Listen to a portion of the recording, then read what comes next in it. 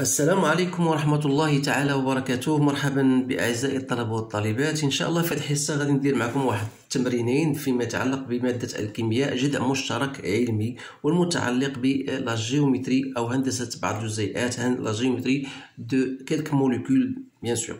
Voilà, c'est une leçon très intéressante. Voilà, vous devez quand même savoir ce que vous avez vu en cours et vous allez bien sûr pouvoir rédiger toutes les sortes d'exercices et des questions qu'on vous pose. Voilà, la première des questions, c'est une question de cours. Voilà, donnez la définition d'une liaison covalente. Donc je vais écrire, bien sûr, vous avez le temps de stopper la vidéo et de lire convenablement et vous prenez le temps de répondre aux questions et vous allez en fin de compte comparer vos résultats avec les miens. Pour moi, je vais rédiger, bien sûr, je vais partir à la solution de ces questions-là. Donc, pour moi, la définition d'une liaison covalente, vous pouvez même retourner à votre cours pour le trouver, mais je vous donne une liaison et une définition que vous connaissez tous. Donc, une liaison, donc j'écris, donc une liaison covalente et la mise en commun de deux électrons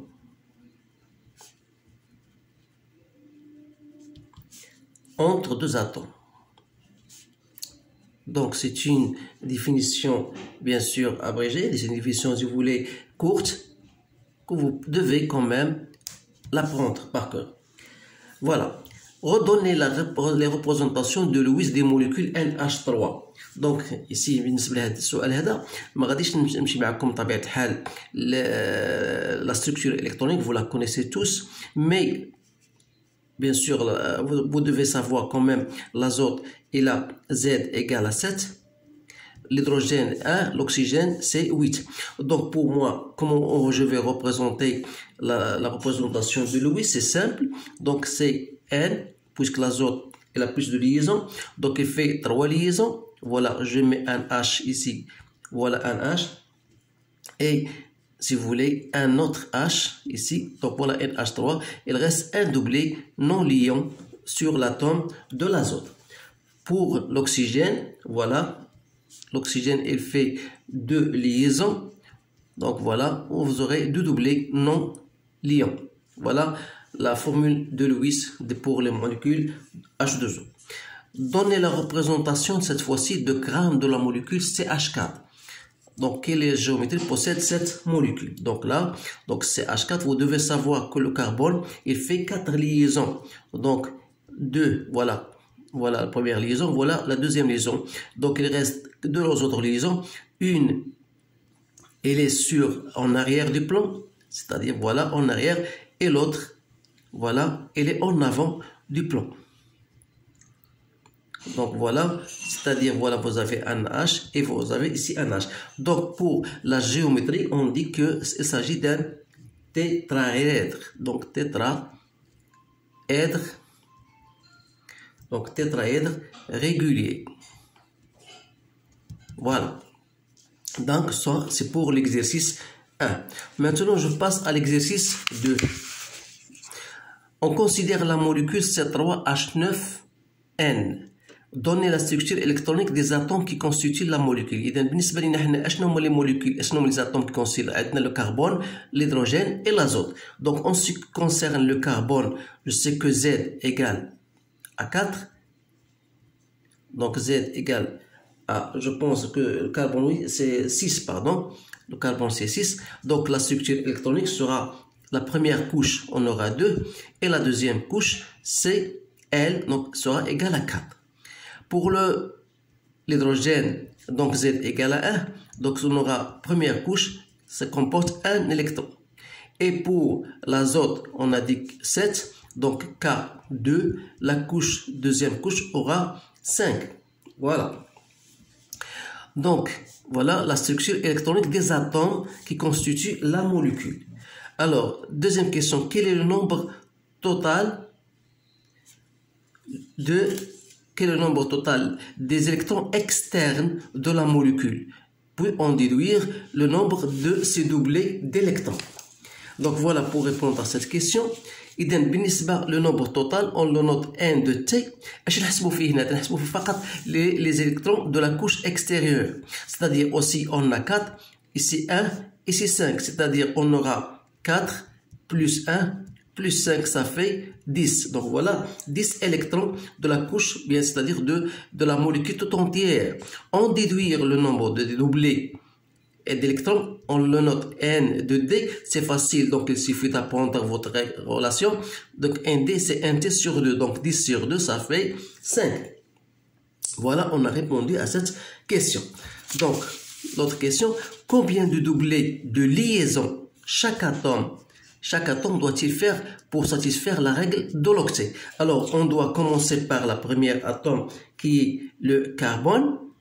Donc le carbone, d'après sa configuration électronique K2L4, donc le nombre de liaisons, c'est égal à quoi? Est égal à, elle va vérifier la règle de l'octet, puisque Z ici, on a c'est 6, donc est supérieur à 5, donc c'est 8, on va faire 8, moins les électrons de la couche externe 4, donc ça me donne 4. Alors pour l'atome d'hydrogène, le nombre de liaisons, puisqu'il s'agit d'un K égale à 1, donc on va appliquer la règle de Dewey, c'est-à-dire 2 moins 1, donc c'est 1. Et pour finalement l'atome de l'azote, sachant que le nombre d'électrons c'est 7, donc on aura K2L5, c'est-à-dire que le nombre de liaisons, donc on va appliquer la règle de l'octet, donc 8 moins 5, donc ça fait 3. إذا هنا سؤال إضافي اللي بغينا نعرفو هنا le nombre de non double liaison, le nombre non liant, c'est-à-dire n non liés. C'est-à-dire qu'est-ce qu'on va faire? Donc on va retrancher, on apprend les éléments de la couche externe. 4 moins 4 c'est 0, divisé par 2 c'est 0. Donc le nombre non lié de l'atome d'hydrogène, on a 1 moins 1 c'est 0, divisé par 2 c'est 0. Il nous reste le nombre de non liés بالنسبة للازوت. عندي 5 ناقص 3 هي 2 قسمها على 2 donc هي 1. Donc هاد choses هادو on va s'en servir بالنسبة la représentation de Lewis. Et donc voilà, on vous dit voilà, trouver une représentation de Lewis de la molécule C3H9N. Et donc بالنسبة للكربون عندنا شحال من كربون؟ عندنا 3. donc voilà 3. وشاك كربون تعرفوا بأنه تيدير 3 liaisons. donc voilà, il va prendre liaison avec les hydrogènes. voilà. donc هنا hydrogène ولكن ما ننساش بأن j'ai l'azote. donc puisque le carbone fait 4 liaisons, donc il va faire une liaison avec l'azote, voilà, et sur l'azote il y a un seul doublé non liant, voilà, donc on n'oubliez pas qu'il a 2 effets 3 liaisons, voilà, 3 liaisons pour l'azote, donc 1, 2, 3, donc 3 liaisons, il reste un doublé non liant sur l'atome de l'azote. Et donc هذه la structure de Lewis. On va passer à l'exercice 3. Premièrement, on voit c'est le modèle moléculaire de la molécule d'oxyde de diméthyle. Voilà, vous remarquez bien sûr qu'il y a 3 atomes de carbone puisque de couleur noire et vous avez des atomes d'hydrogène qui sont colorés en blanc. C'est-à-dire que la formule brute, combien y a-t-il de carbone? On a 3 carbones, je pense. Voilà, 1, 2, 3. Pardon, ici on vous donne l'oxygène, pardon, ici le carbone c'est le noir, et vous avez ici l'oxygène, donc carbone combien y a-t-il? Il y a 2, voilà. Les hydrogènes 3 et 3 ça fait 6, donc voilà, 6. Et l'oxygène on a un seul atome, donc voilà la formule brute. Quelle est sa représentation de Lewis? Alors pour représenter la Lewis, donc tout simplement il faut raisonner sur le fait que le carbone il fait 4 liaisons, voilà, et chaque atome est lié à des hydrogènes. Donc ici, on aura ici 2 hydrogènes, voilà. Et finalement, la 4e liaison, il est lié à l'oxygène. Et l'oxygène fait 2 liaisons, voilà. Et reste combien de liaisons non liantes? Il reste 2. Donc regardez bien sûr, la règle bien de l'octet est toujours vérifiée pour n'importe quel atome de cette molécule. Et donc voilà la question, je pense que la dernière question était celle-ci. Voilà.